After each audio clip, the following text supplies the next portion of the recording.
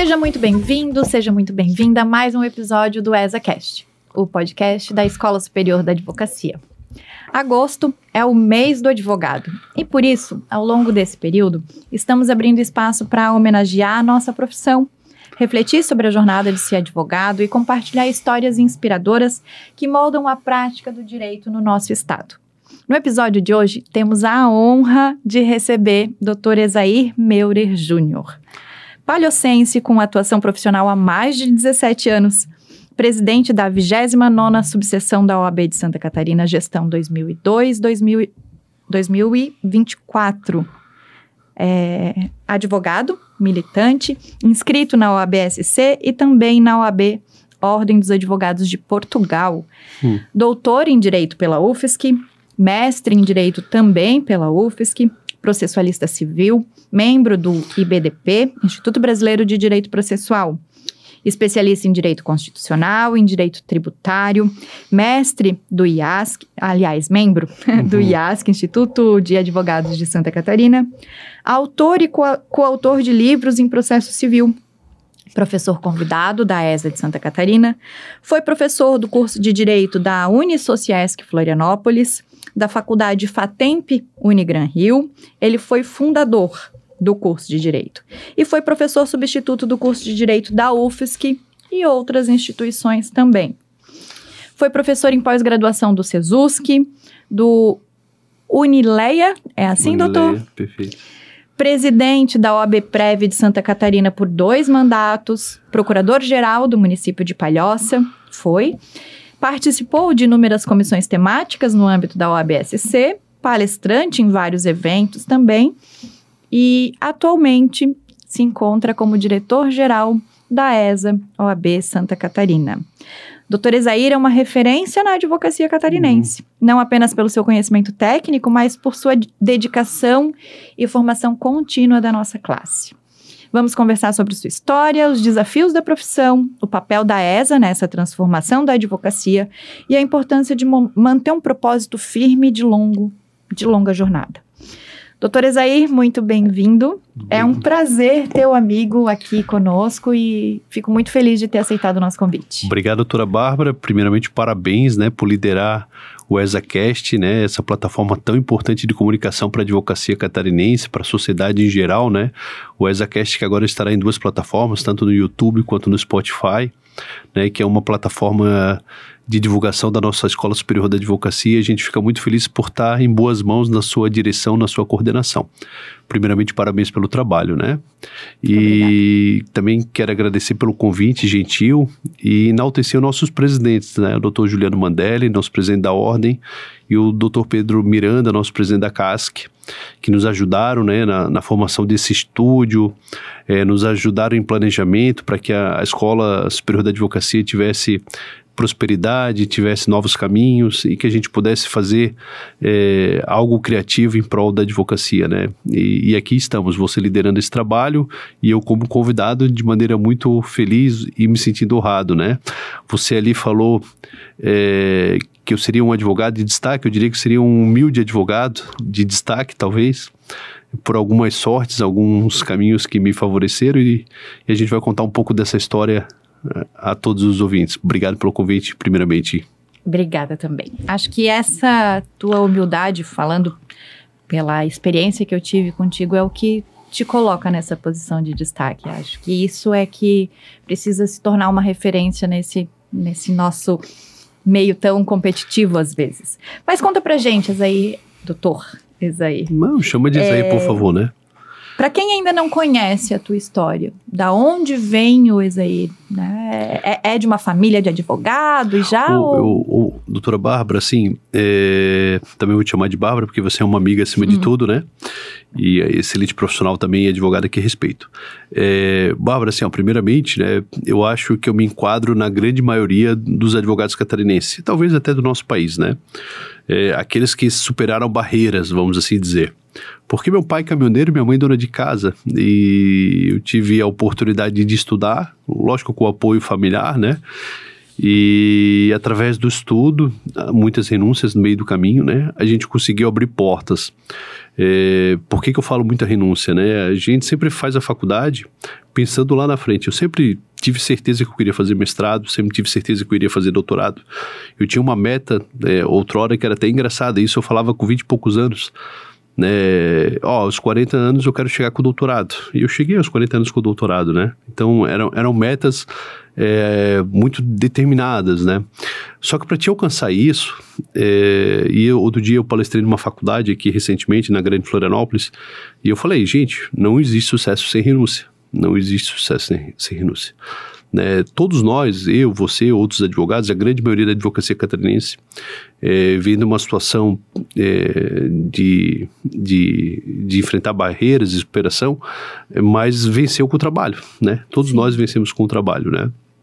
E não temos escritório de berço, não temos ajuda de berço, também não desfaça aqueles que têm, né? Mérito daqueles que têm, porque de igual forma... Alguém precisou começar. Alguém precisou começar e eles também terão que trilhar um caminho para ter uma identidade própria, né? Claro. E lá na frente as dificuldades acabam se encontrando. O início só que é um pouco diferente, né? Todos têm méritos de um lado ou de outro, né? Mas... o que eu posso dizer? Quando você lê um pouco aqui da nossa história, o que eu observo, né? Meu Deus, como foram feitas coisas, né? Esse ano eu estou fazendo 18 anos de advocacia, 18 anos de formado e 18 anos de advocacia. Meu Deus, como a gente fez coisa, né? E ainda estamos fazendo, né? E às vezes olhar para trás é ter certeza de que a gente acertou na maioria das escolhas, né?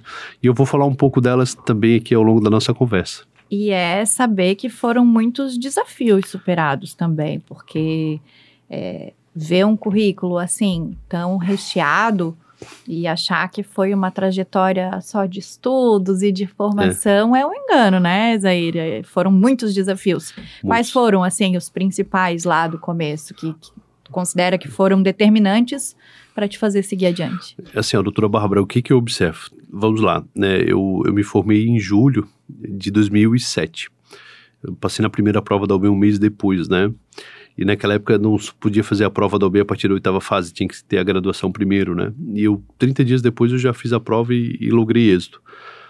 E indo para o escritório de advocacia, eu de imediato me identifiquei. Foi assim uma paixão instantânea praticamente. E eu tive a certeza de que eu não queria concurso público. Tanto que eu nunca fiz concurso para magistratura, para o Ministério Público, nenhum outro cargo eu fiz. Eu sempre descobri que o meu caminho estaria vinculado à advocacia privada. E, logicamente, advogando a gente vai aprendendo, aprimorando, né, e prosperando. E a advocacia, ela é uma profissão, assim, de altos e baixos, né? Ela requer o desafio, mas ela também, às vezes, ela é um pouco ingrata. E não vou mentir que muitas vezes a gente se ilude com o resultado da advocacia num mês, no outro, né? E achando que aquilo ali vai ser uma constância, né? Mas, assim, tivemos que ter resiliência, né? Daí tu pergunta quais as dificuldades. As dificuldades foram nos momentos de baixa da advocacia, né? Sobretudo no início.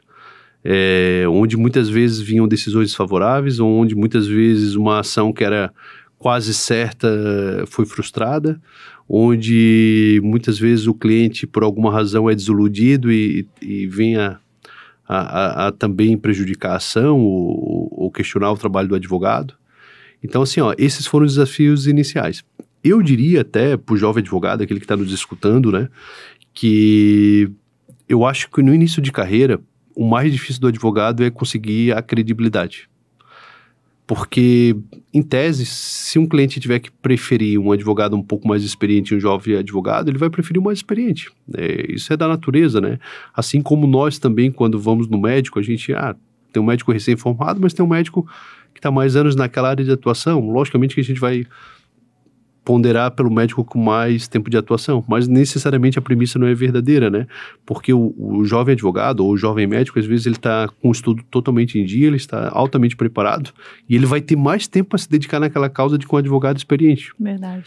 E acaba se igualando as coisas, né? Mas o jovem advogado, ele tem essa dificuldade, a credibilidade. Eu acho que foi aí que eu também senti lá no início da carreira, né?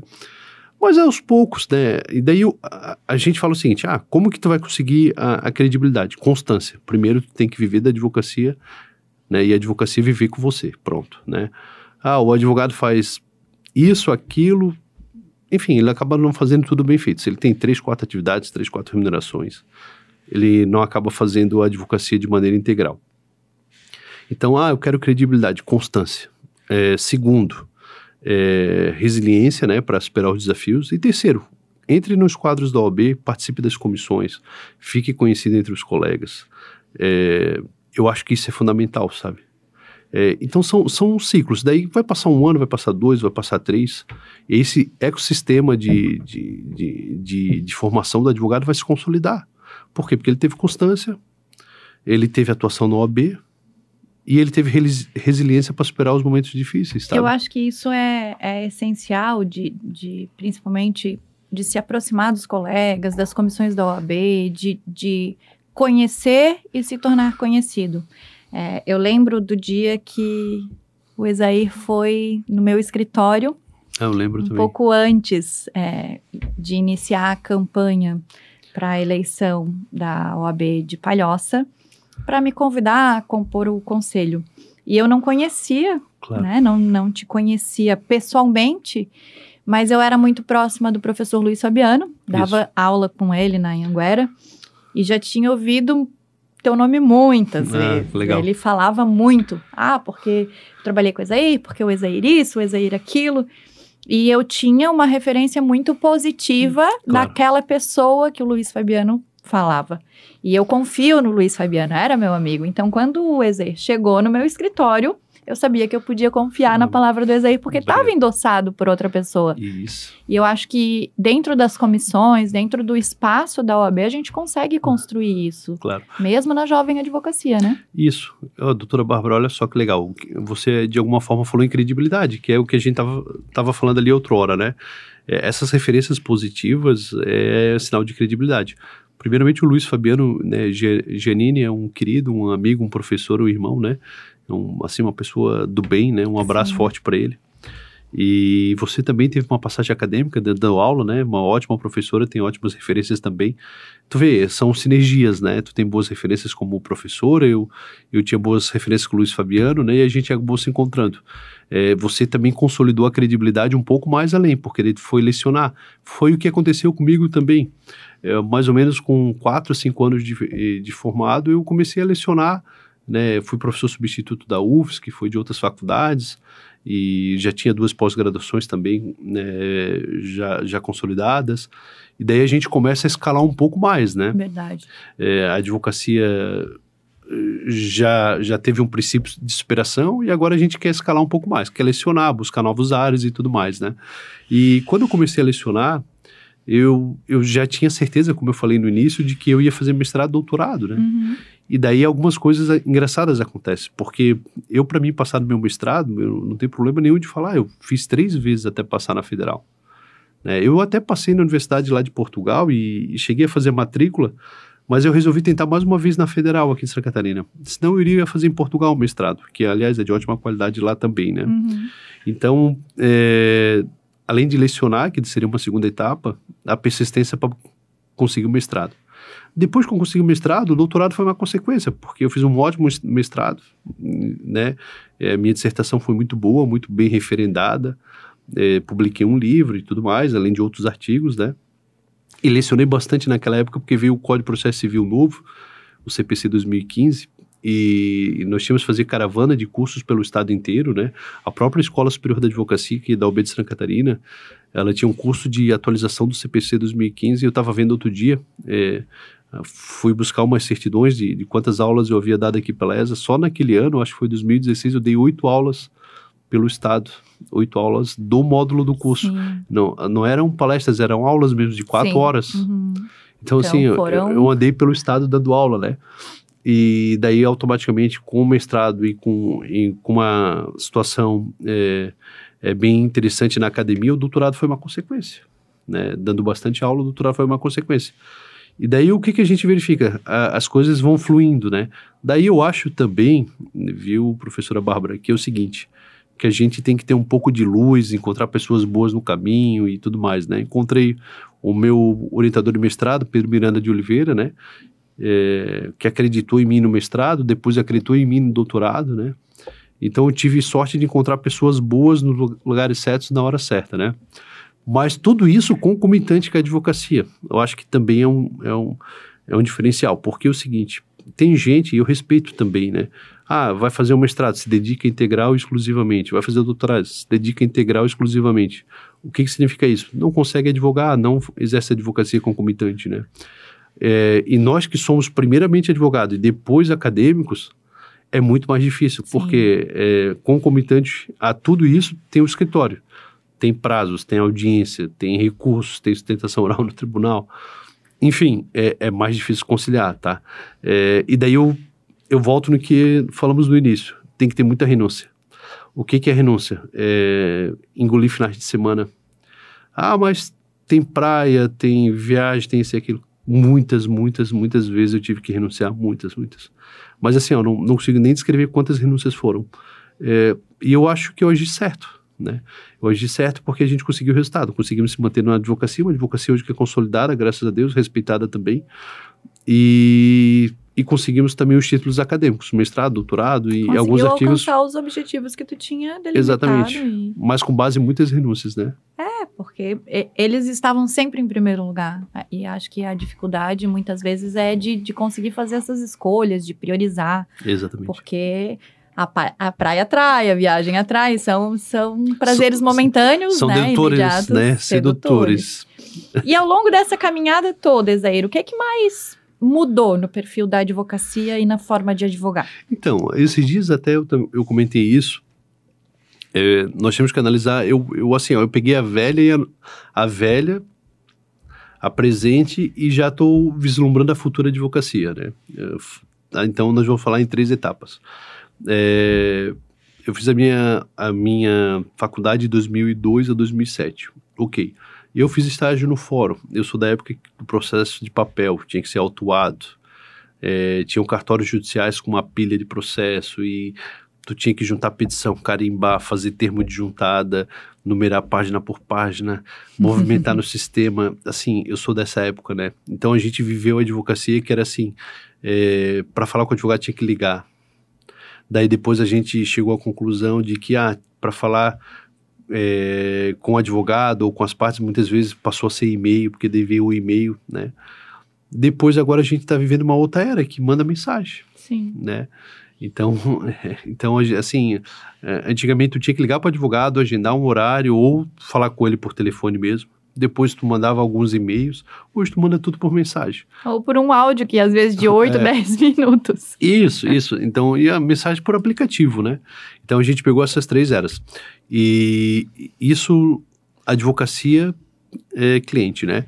E daí a gente vai falar de advocacia judiciário, de igual forma, né? Era papel.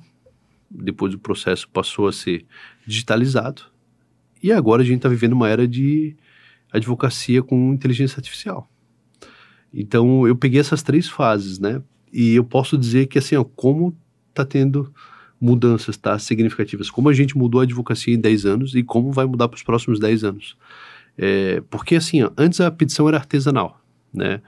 A petição era artesanal, a gente escrevia, saímos da máquina de escrever, já peguei computador desde sempre e tal. Mas era artesanal, tu tinha que sentar ali, fazer a petição, totalmente, né, técnica e tudo mais. Tinha que pesquisar jurisprudência, aquela situação toda. Depois, processo digital, tu já tem um repertório de jurisprudência digital. Tu entra num site, um Juiz Brasil da Vida, entre outros, né, se tu for assinante, se torna muito mais fácil. Né, enfim, tem lá um repositório jurisprudencial muito forte. Então, ficou muito melhor já para advogar.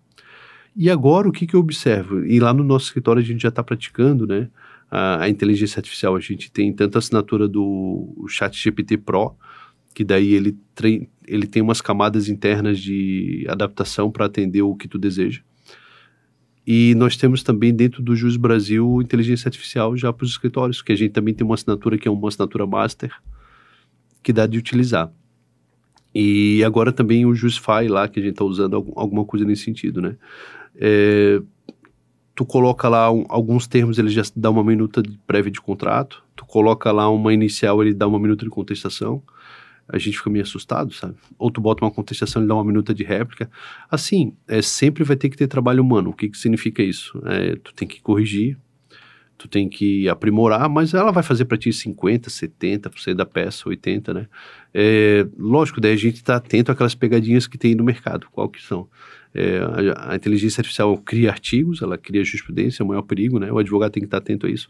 Os tribunais estão aplicando multa a alguns advogados, estão mandando oficial OAB para abertura do processo ético, realmente é uma infração, me parece, né? Uma desídia, alguma coisa nesse sentido, porque tu está criando ali uma jurisprudência que não existe.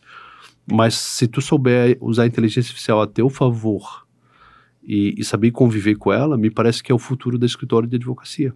É assim, ó, e é inevitável. E não é os grandes escritórios médios, pequenos. Verdade. Né? E entrando um pouco na questão da ESA, a ESA já tem vislumbrado essa necessidade de formação dos advogados para essa nova advocacia? Sim. Doutora Bárbara, olha só. Em fevereiro, o presidente Juliano Mandelli me chamou e falou: Izzy, eu recebi aqui do tribunal um chamado relativo a essa questão do uso de inteligência artificial de forma inadequada, os advogados utilizando jurisprudência fake, né? E vamos dar uma atenção nisso, fazer um curso, alguma coisa. Daí eu expliquei, presidente, nós já criamos uma diretoria de inteligência artificial, nós já criamos, no meu projeto, quando assumi como diretor-geral da escola, a gente criou uma diretoria de inteligência artificial, que é o Leonardo Duran, né? Porque a gente sabia da necessidade de debater esse tema e discutir isso com a advocacia. Daí o presidente Mandelli falou: ótimo, então vamos fazer um curso já de arrancada, e a gente fez esse curso. Convidamos na época, né, a doutora Vanessa, o doutor Paulo Brincas e o próprio Leonardo, e a gente fez um curso online aqui pela escola, acho que foi final de fevereiro ou início de março, esse curso de inteligência artificial, só para dar uma introdução, vamos assim dizer, já deu 300 inscritos quase. Nossa. 300. Porque é uma realidade que a gente precisa passar a conhecer. De lá para cá, a gente já fez mais uns 3 cursos pela escola. O Leonardo também já foi em 2 ou 3 subseções falar sobre inteligência artificial. E agora a gente quer fazer um curso mais completo. Não só a introdução da inteligência artificial, a gente quer falar, assim, detalhes mesmo, né? Assim, aprofundar. Né? Então, assim, é um tema recorrente dentro da escola. É um tema, assim, que a gente vai levar com muita atenção nesse ano e nos próximos. A gente tem que dar uma atenção à advocacia. A advocacia tem que estar atenta a essa realidade. É mais ou menos assim, ó, quando a gente saiu do analógico, ou do artesanal, enfim, para o digital. E agora é do digital para a inteligência artificial. É mais ou menos a mesma coisa. Perfeito. E o advogado tem que acompanhar isso, sabe? É uma mudança muito, muito radical. Eu costumo dizer que quem não está avançando está retroagindo, porque não tem como ficar estacionado. Não dá mais, né? Penso que sim. E a formação continuada, o doutor entende que é um diferencial para o advogado que está no mercado? Assim, sim. Não parar, é inegociável ou... É inegociável, sabe? Nós somos advogados, né, Bárbara, há muitos anos, né? E eu vou te dizer, nunca parei de estudar, nunca paramos de estudar, né? Uhum.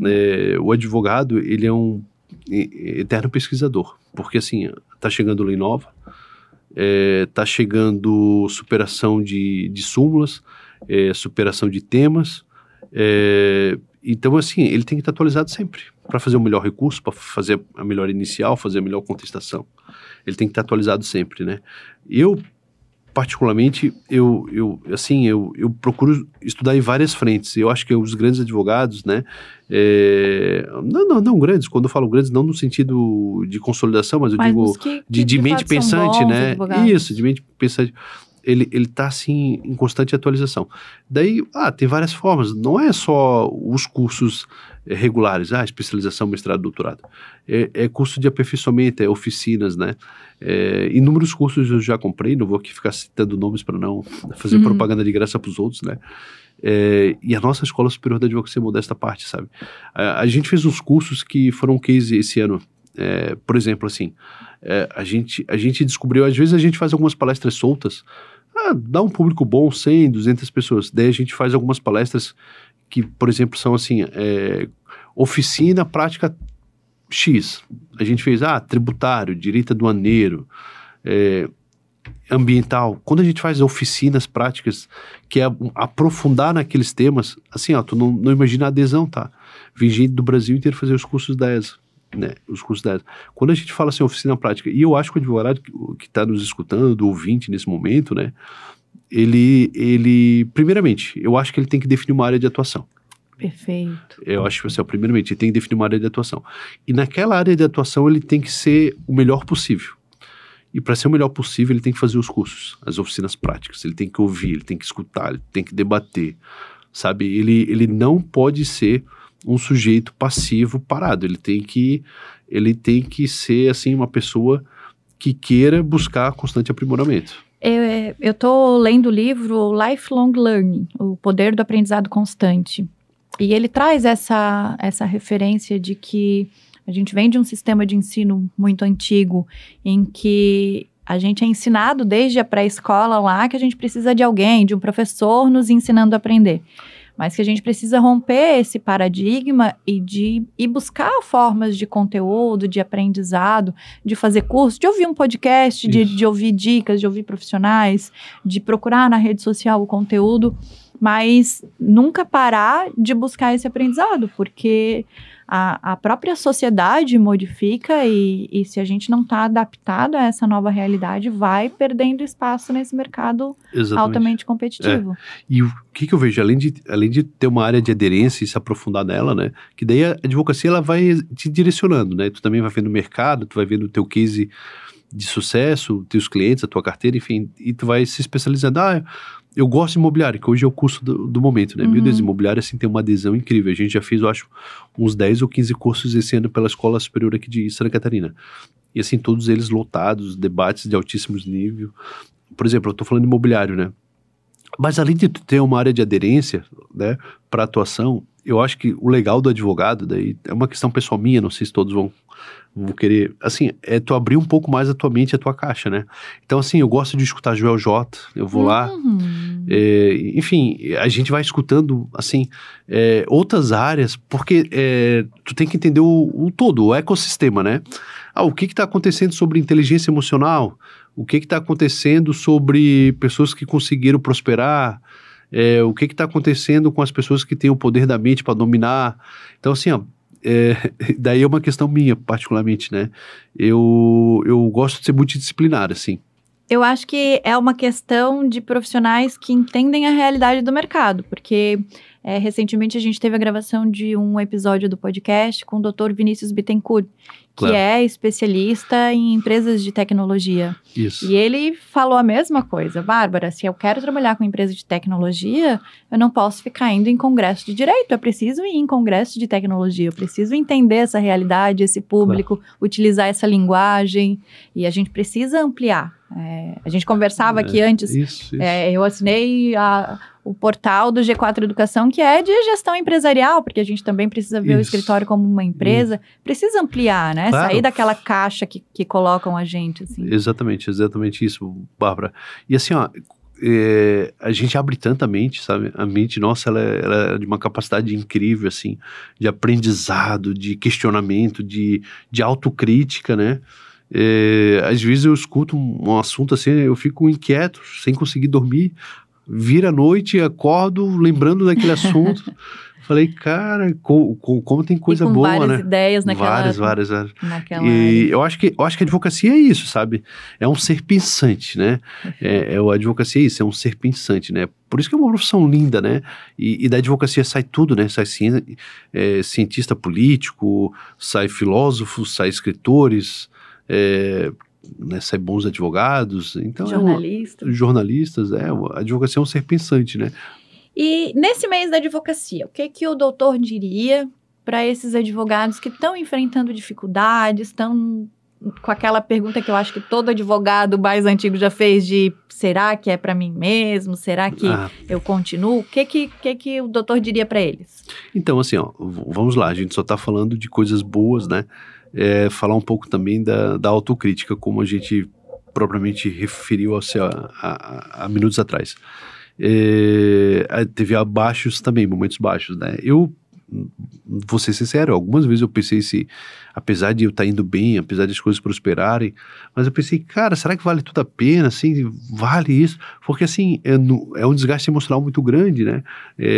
Daí, assim, nesses momentos a gente fala, cara, mas assim, eu tenho que ser um pouco de Sobrar o Pinto, não posso ser covarde, eu tenho que ir pra cima, né? Eu já sabia que seria assim, então não posso reclamar.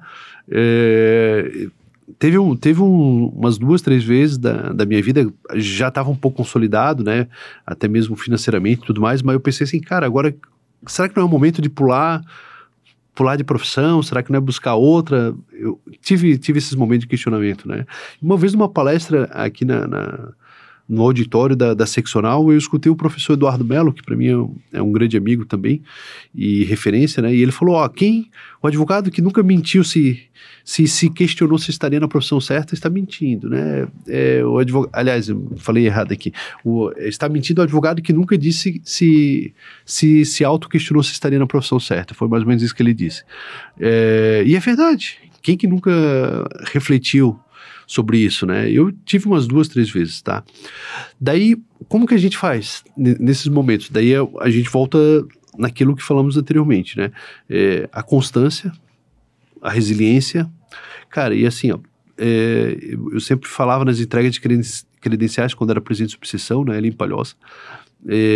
Lá na frente o sol vai nascer novamente. E é verdade, sabe?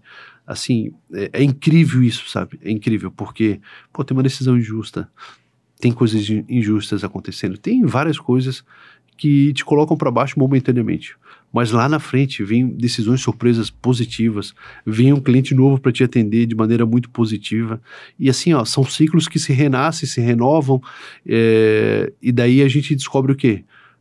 Que sim, as coisas acontecem de maneira muito mais positiva do que a gente imagina, né?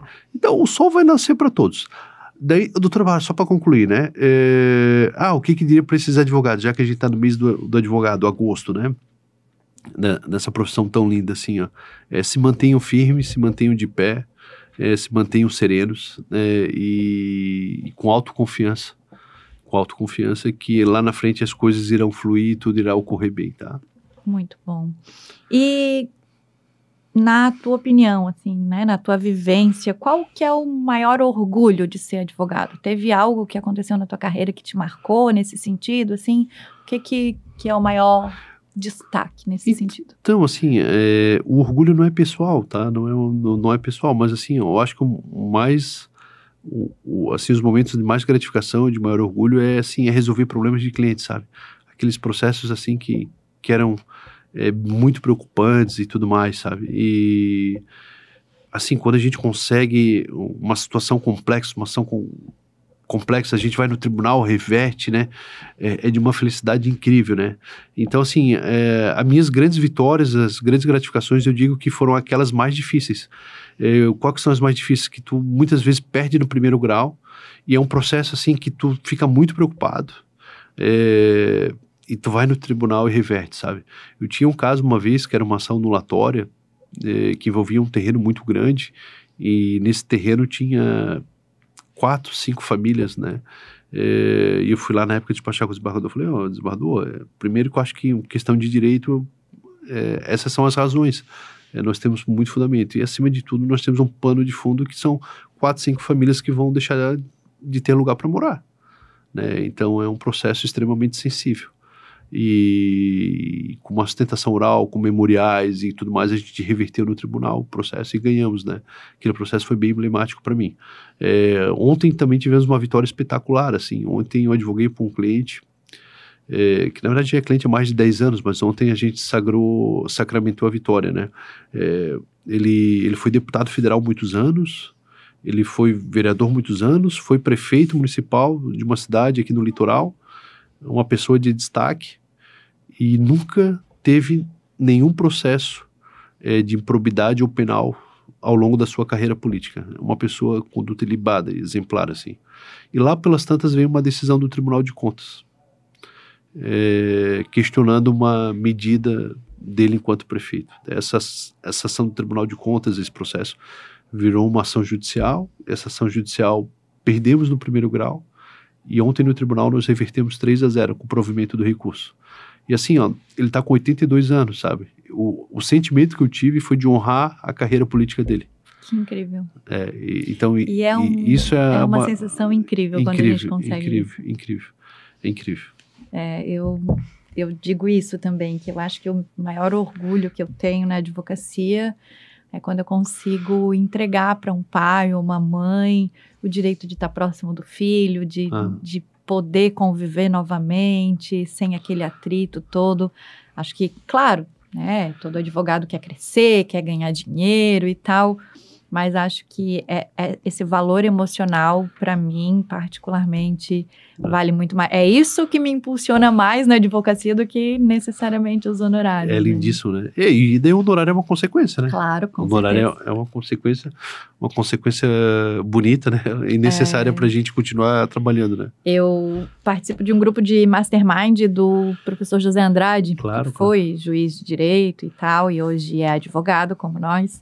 E ele fala que quando a gente corre atrás do dinheiro, o dinheiro corre da gente. Mas quando a gente corre atrás de ajudar as pessoas, o dinheiro nos procura, porque é uma consequência e não o nosso objetivo principal, né? Que legal. Já nos encaminhando para o final aqui, deixa eu te perguntar. Se pudesses voltar no tempo e conversar com o Ezair jovem, o que tu dirias para ele? Olha, eu diria talvez para não ser tão acelerado. Um pouco talvez de ansiedade, né? Eu ainda, como que eu posso falar assim, eu sou ainda um sonhador, né? Então, mesmo com 42 anos e fazendo 18 anos de profissão, eu ainda sou um imaginário, quero ver muitas coisas sendo realizadas, quero fazer muitas coisas para ontem, né? Isso às vezes acaba atrapalhando, né? Até mesmo a minha saúde mental, porque ela espera um pouco mais, ela exige um pouco mais e enfim, eu diria assim, vai com mais calma, né? As coisas vão acontecer da mesma forma e os resultados irão vir da mesma forma, né? Eu diria talvez isso, assim. No mais, seria a mesma pessoa, a mesma conduta ética, a mesma pessoa com pensamento positivo, a mesma pessoa que pesquisa, que estuda, que renuncia para alcançar os objetivos. Seria isso. Legal. Ezair, a gente tem um quadro final aqui, ele se repete em todo o episódio do podcast e a gente chama de última instância. São aquelas perguntas de bate e volta, sem muita justificativa. Gostei do nome. Então não tem mais recurso, não tem explicação, é isso. Primeira coisa que te vem na cabeça, tá? Um livro que todo advogado deveria ler. Olha, é difícil de mencionar, né? É difícil de mencionar, professora, mas assim, eu diria que a teoria de precedentes do Luiz Marinoni é fantástica, tá? Ok. Uma inspiração, dentro e fora do direito. Dentro e fora do direito? Isso. Olha, fora do direito, logicamente, seria meu pai, meu avô, são pessoas que sempre foram muito éticos em sociedade, né? Dentro do direito eu tenho nomes que eu guardo com muito carinho. Eu gosto muito do professor Eduardo Mello, gosto muito do Pedro Miranda, gosto muito do Paulo Brincas, do Rafael Warne, gosto da Cláudia Prudêncio. São líderes assim que a gente admira de coração, sabe? Um erro que te ensinou mais que qualquer acerto. Um erro, talvez em algum momento da minha vida ter entrado na vida política ou participar dela momentaneamente. Uma frase ou princípio que te guia na vida. O sol nasce para todos. Uma causa que você sempre defenderia. Eu, com certeza, tudo que for para ajudar os filhos, as crianças, as mães oprimidas, enfim, sempre estaria no lado delas. O maior desafio da advocacia hoje? É compreender que estamos em constante mudança e precisamos nos aprimorar. Um conselho para quem está começando na advocacia. Escreva bem, faça leitura. É difícil de falar, mas assim, aprenda a se comunicar. Porque o que eu vejo de alguns estagiários, né, que a gente tem no escritório, e assim, eles estão vindo, né, não nossos estagiários que estão preparados, mas algumas seleções que a gente fez, assim, dificuldade de escrita, dificuldade de comunicação, incrível, tá? Aliás, eu acho que não é só do direito, eu acho que é da nova geração, né? É verdade. E por último, Ezair por Ezair em uma palavra. Cara, um sonhador constante. Bacana. Ezair, quero te agradecer por ter aceitado o nosso convite, mas além disso, utilizar esse espaço para te agradecer pessoalmente por todas as portas, por todas as oportunidades, pelo quanto eu já pude crescer e aprender trabalhando do teu lado. De fato, a tua trajetória é de referência, mas particularmente para mim, uma dessas minhas inspirações é você. Eu vejo a tua trajetória como algo muito bonito e que deve ser reproduzido pela nossa categoria. Assim, tenho muito orgulho de poder dizer que eu trabalho do teu lado. Então, muito obrigada por ter aceitado estar aqui nesse momento. Imagina, professora Bárbara, doutora Bárbara, assim, você é um exemplo concreto de trabalho, competência, e os lugares que você ocupou foi graças ao teu trabalho, né? E a gente sabe disso e essa é a grande verdade. Parabéns, né? Mérito seu. E a gente está muito feliz que está liderando a ESACast conosco. Parabéns pela condução, parabéns pelo profissionalismo, né? E obrigado pelo convite. Espero que eu possa te ajudar de alguma forma. Com certeza. Obrigado. E assim encerramos mais um episódio especial do ESACast em celebração ao mês da advocacia. Hoje tivemos a honra de ouvir a trajetória e as reflexões do Dr. Ezair Meurer, advogado, educador e atual diretor-geral da ESA de Santa Catarina, cuja caminhada é marcada pela ética, pelo comprometimento com a classe e por uma visão generosa do papel da advocacia na sociedade. Essa conversa nos lembra de ser advogado vai além do conhecimento jurídico. É sobre perseverança, propósito e a capacidade de transformar realidades por meio da palavra, da justiça e do compromisso com os direitos. Se esse conteúdo te provocou boas reflexões, compartilha com os colegas, marca a ESA nas redes sociais, @ESAOABSC, e acompanhe nossa programação completa dos cursos e eventos em esa.oab.org.br. Como sempre, queremos ouvir a sua opinião. Mande sua sugestão de tema, de convidado e o feedback sobre os episódios que a gente tem te apresentado. O ESACast é feito com a advocacia para a advocacia. Nos vemos no próximo episódio.